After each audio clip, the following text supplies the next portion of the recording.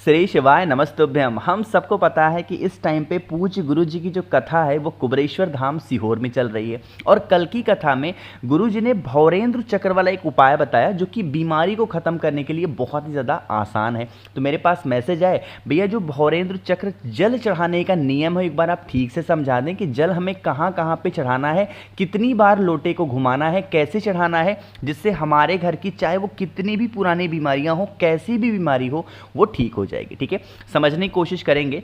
सबसे प्यारी बात इस उपाय की है कि इस उपाय के लिए ना आपको सुबह देखना, ना दोपहर देखना, ना शाम, ना रात, ना सोमवार, ना मंगलवार, किसी भी दिन किसी भी समय कर सकते हो। ठीक है, समझेंगे। एक तांबे का लोटा लेना है, उसमें जल भर लेना, अपने घर से जल भर लिया, बाकी इस कलश के अंदर कुछ नहीं डालना है। आपको क्या करना है, भौरेंद्र चक्र का स्मरण करना है, ध्यान करना है। किसका? भौरेंद्र चक्र का स्मरण करना है, ध्यान करना है। और जो व्यक्ति आपके घर में बीमार पड़ा हुआ है, बहुत दिनों से मेडिसिन खा रहा है, दवा खा रहा है, उसके हाथों से उस कलश को एक बार टच कराएंगे भौरेंद्र चक्र का स्मरण करके। ठीक है, करा लिया टच। उसके बाद में उस कलश को लेकर के महादेव के शिवलिंग के पास पहुंचेंगे। अब यहाँ पे हमें भौरेंद्र चक्र का इस्तेमाल करना है। अब वो चक्र का इस्तेमाल करोगे कैसे, ये समझो। देखो, आपको पता है शिवलिंग पे पूरा परिवार महादेव का होता है। 3 नाम बताता हूं। ये जो शिवलिंग का राइट साइड है भगवान गणेश का स्थान, बीच वाली जो मोटी लाइन है माता अशोक सुंदरी, और ये जो लेफ्ट साइड में होते हैं भगवान कार्तिकेय।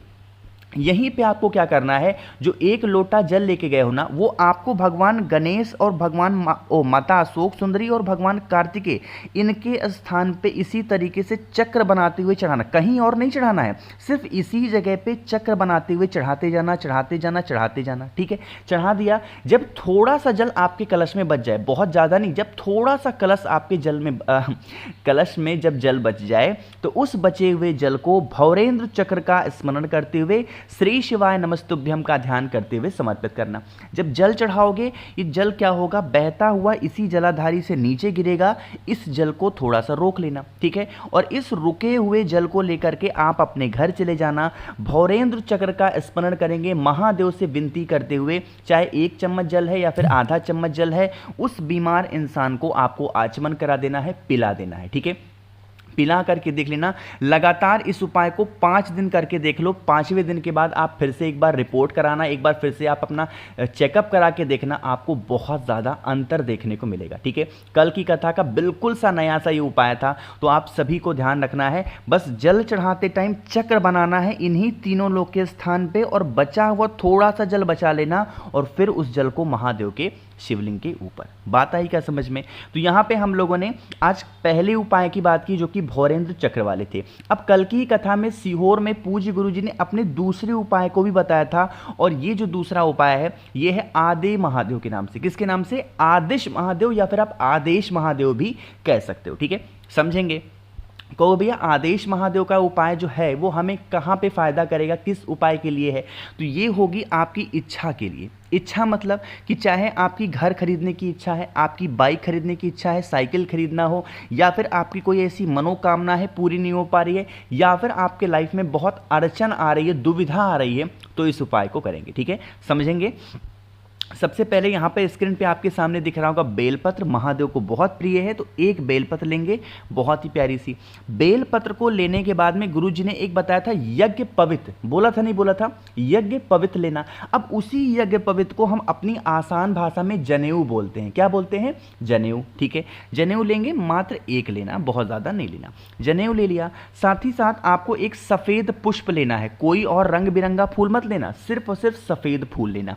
इन तीनों चीज़ों को, सफेद फूल को, जनेऊ को और एक बेलपत्र को अपने राइट हैंड में दाहिने हाथ में रखेंगे। ठीक है, जो आपकी विश हो, जो आपकी इच्छा हो, चाहे तो अपने घर पे या फिर महादेव के शिवलिंग के पास में खड़े होकर के आप उस कामना का स्मरण करेंगे, ध्यान करेंगे, और उन 3 की तीनों चीजों को पूरा का पूरा महादेव के शिवलिंग के ऊपर, या तो आदेश महादेव, यहां पर मैं लिख भी दे रहा हूं, या तो आप आदेश महादेव या फिर आदिश महादेव के नाम से आप पूरा का पूरा उन तीनों चीज़ों को अपनी मनोकामना, अपने विशेष को कहते हुए महादेव के शिवलिंग के ऊपर समर्पित करेंगे। ये जो दूसरा उपाय है, इस उपाय को भी करने का कोई तिथि निर्धारित नहीं है, किसी भी दिन, किसी भी समय, किसी भी वक्त आप इस उपाय को कर सकते हैं। ठीक है, करके देख लीजिएगा, आपकी जो इच्छाएं होंगी, जो भी विशेष होंगी, पूरी होंगी। कुबेरेश्वर धाम की परम धाम पर गुरुजी ने इस उपाय को बताया है, तो मुझे लगता है कि ये उपाय आपके लिए बहुत इफेक्टिव होगा, बहुत ज़्यादा प्यारा होगा।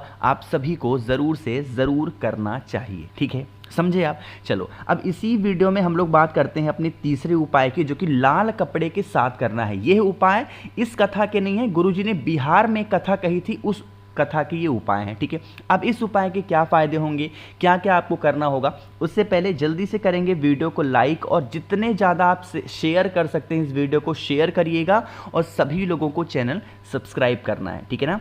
देखो, सबसे पहले बता दूं, इस उपाय को करोगे तो फ़ायदा क्या होगा। देखो, आज के टाइम पे क्या देखा गया ना कि घर में लड़ाइयाँ होती हैं, घर में पैसे नहीं टिक रहे हैं, या फिर घर में क्लेश बहुत हो रहा है, घर में कर्ज की समस्या बहुत ज़्यादा है, धन संपदा घर में नहीं है, तो आप इस उपाय को करेंगे। उसके लिए आपको लेना होगा एक लाल कपड़ा। ठीक है, कोई ज़रूरी नहीं कि आप नया लाल कपड़ा लो, नहीं, जो लाल कपड़ा घर में आपके पड़ा हो, साफ़ सुथरा हो, वो ले सकते हो। ठीक है, बहुत छोटा सा लाल कपड़ा लेंगे। लाल कपड़ा लेने के बाद में 5 बेलपत्र लेनी होगी, बहुत ही प्यारी सी सुंदर सी। बेलपत्र तो आज के टाइम पे हर जगह पे अवेलेबल है। 5 बेलपत्र लेंगे। उन 5 की पांचों बेलपत्र को इसी लाल कपड़े के ऊपर आपको रखना होगा। कितने? 5 के पांचों बेलपत्र को इन लाल कपड़ों के ऊपर रखेंगे। लाल कपड़ों की पोटली बनाएंगे, छोटी सी पोटली नहीं बनती है, वैसे पोटली बनाना, और उसको लेकर के चले जाएंगे। 1 मिनट, जाने से पहले अपने घर में एक बार उस पोटली को लेकर के घूम लेना कुंदकेश्वर महादेव के नाम से। कहाँ कहाँ घूमोगे? सिर्फ वॉशरूम को छोड़ करके जितने भी रूम होंगे, कमरे होंगे, सभी कमरों में घूम लेना, और लेके पहुंच जाएंगे महादेव के शिवलिंग के पास में। समझिएगा ध्यान से, उस 5 बेलपत्र को जो आपने पोटली बनाया है, लाल कपड़े को शिवलिंग से एक बार टच कराएंगे, स्पर्श कराएंगे, रखना नहीं है वहां पे, सिर्फ स्पर्श कराएंगे, और महादेव के मंदिर के प्रांगण में, पूरे प्रांगण में कहीं पे भी उसको छुपा करके चुपचाप रखना, और वहां से चले जाना। जैसे मान लेते हैं कि आपने उस पोटली को इस जगह पे रख दिया, तो आप यहाँ पे रख के तुरंत वहां से घूम के बाहर जाएंगे। ऐसा नहीं कि आप पीछे मुड़ के देखते रहे बार बार। अगर आपने पीछे मुड़ के देखा तो ये उपाय करने का जो महत्व है वो खत्म हो गया। करके देख लीजिएगा, आप पे घर से जो भी संकट होंगे, जिस भी वजह से आपका पूरा परिवार हमेशा परेशान रहता है, वो सारी समस्याएं आपके घर की दूर जरूर हो जाएंगी। ठीक है, तो यहाँ पे हम लोगों ने 3 उपाय की बात कर ली है। आगे बढ़ते हैं अब इस वीडियो में हम लोग अपने सबसे छोटे और अपने आखिरी उपाय की तरफ, जो कि चौथा उपाय है। कहोगे भैया इस उपाय को करने का फायदा क्या होगा? इस उपाय को करने का फायदा है आपकी इच्छा पूर्ति, यानी कि मनोकामना आपकी पूरी नहीं हुई है तो आप इस उपाय को करेंगे। ठीक है, स्क्रीन पे आपके सामने दिख रहा है यहाँ पे बेलपत्र, तो आपको लेना होगा 2 बेलपत्र। कितनी? 2 बेलपत्र लेंगे, प्यारी सी। साथ ही साथ आपको चने की दाल लेनी है। क्या लोगे? चने की दाल। कितने दाने?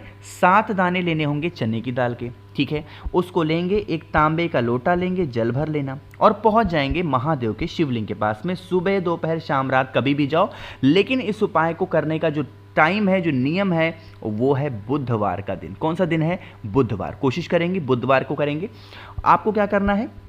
फेस रखना उत्तर दिशा, यानी कि नॉर्थ डायरेक्शन। जो आपके पास में एक बेलपत्र है, 2 बेलपत्र है ना, एक बेलपत्र को महादेव के शिवलिंग के ऊपर समर्पित करेंगे, और दूसरी बेलपत्र को आपको जलाधारी पे समर्पित करनी होगी। ठीक है, 2 बेलपत्र समर्पित कर दिए। आपके पास में 7 दाने चने की हैं। जो आपकी कामना है, जो आपके विशेष हैं, जो आपकी इच्छा है, उस कामना से पहली बेलपत्र के ऊपर 7 की 7 चने की दाल को समर्पित कर देंगे, और फिर 1 लोटा जल कुंदकेश्वर महादेव के नाम से, जो आपकी कामना है, जो आपके विशेष है, बहुत दिनों से अधूरी है, पूरी नहीं हो पा रही है, बहुत ज़्यादा परेशान हो, उस कामना का स्मरण करते हुए समर्पित ज़रूर करना। जिस इच्छा से आप इस उपाय को करना स्टार्ट किए थे, वो इच्छा, वो विश आपकी पूरी ज़रूर हो जाएगी। ठीक है, तो यहाँ पे इस पूरी वीडियो में सीहोर कथा के और बिहार कथा में जितने उपाय पूज्य गुरु जी ने बताए थे, उन सभी उपाय की बात हमने कर ली है। मुझे पूरी उम्मीद है कि वीडियो आपको ज़रूर पसंद आई होगी, लेकिन एक छोटी सी शिकायत भी है कि आप लोग वीडियो को लाइक लाइक नहीं करते हैं तो वीडियो को लाइक सभी लोग किया करिए। जितने भाई बहन मेरी आवाज़ पहली बार सुन रहे हैं, चैनल को सब्सक्राइब ज़रूर किया करिए। और अगर आप लोगों में से किसी को भी मुझसे फ़ोन पे बातें करनी हो, मैसेज बातें करनी हो, तो आप हमें इंस्टाग्राम या फिर फेसबुक पे फॉलो कर सकते हैं, जिसके लिए आपको सर्च करना होगा द नेचुरल प्लैनेट 108। वहाँ पे हम लोग बहुत सारी बातें कर सकते हैं। और हाँ, आप यहाँ पे भी चाहें तो नीचे कमेंट सेक्शन में पूछ सकते हैं। श्री शिवाय नमस्तुभ्यम।